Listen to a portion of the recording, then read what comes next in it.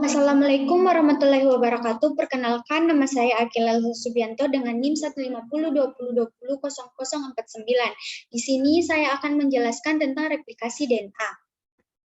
Apa saja sih yang akan kita bahas? Yang akan kita bahas yaitu definisi replikasi DNA, model replikasi DNA, mekanisme replikasi DNA, dan protein yang terlibat dalam replikasi DNA.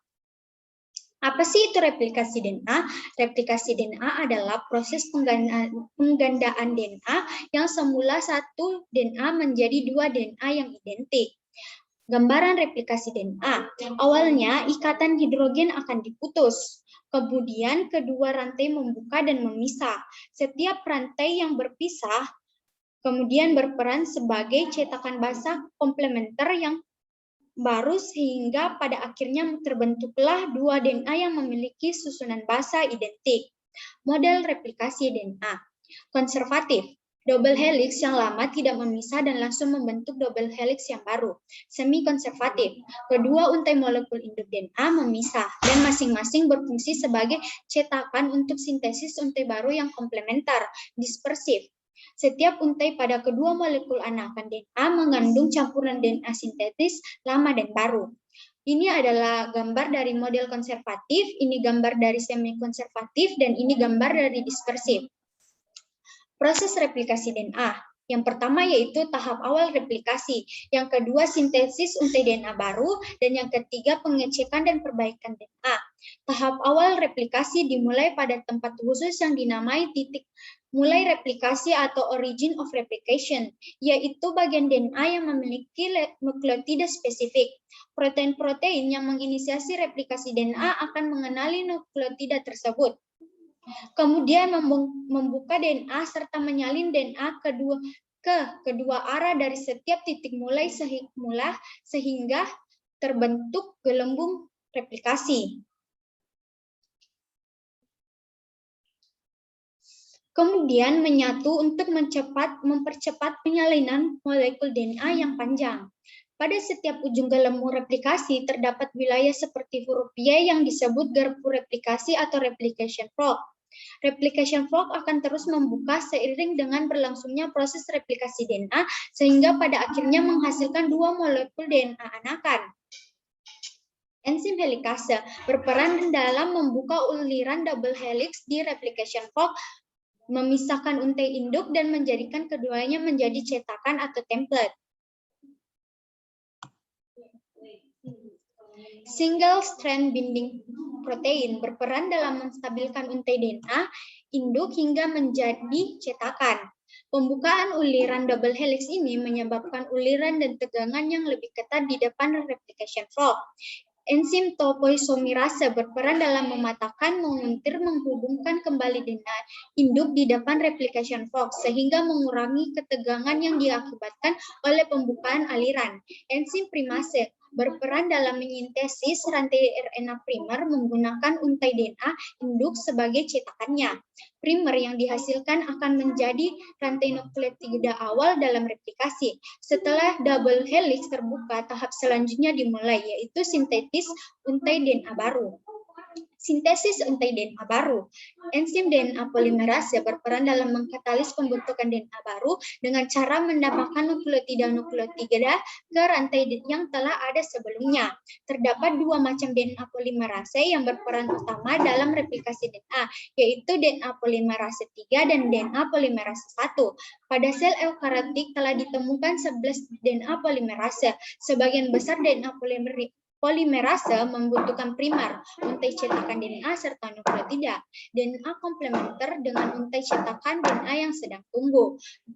Peran DNA polimerase. DNA polimerase 3 menambahkan suatu nukleotida DNA ke primer DNA dan kemudian meneruskan penambahan nukleotida DNA yang komplementer dengan untai cetakan induk DNA yang sedang tumbuh. Setiap nukleotida yang ditambahkan berasal dari nukleosida trifosfat.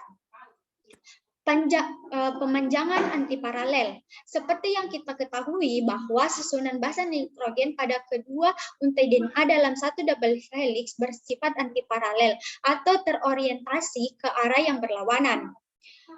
Artinya kedua ujung rantai DNA double helix yaitu pada ujung aksen 5 dan 3 aksen memiliki arah yang berbeda bagaikan laju kendaraan di jalanan tol 2 arah.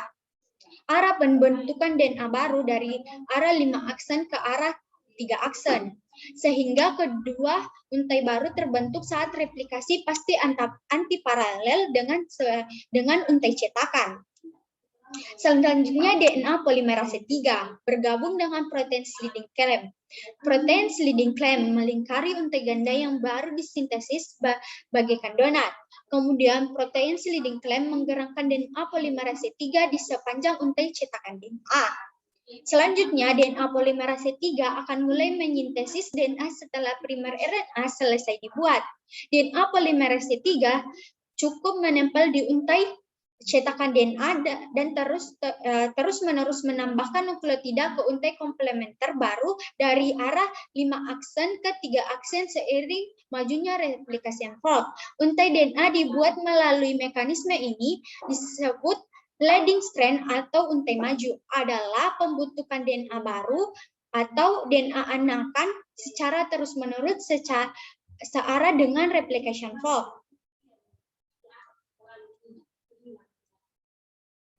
Pada waktu yang bersamaan untuk memperpanjang untai baru DNA pada pasangan komplementer untai DNA induk, DNA polimerase 3 harus bekerja ke arah yang berlawanan dengan replication fork. Mekanisme ini disebut dengan leading strand atau untai lamban. Adapun proses yang terjadi adalah enzim primase menggabungkan nukleotida RNA ke dalam primer. Kemudian DNA polimerase 3 menambah nukleotida DNA ke primer membentuk fragmen Okazaki 1 atau leading strand.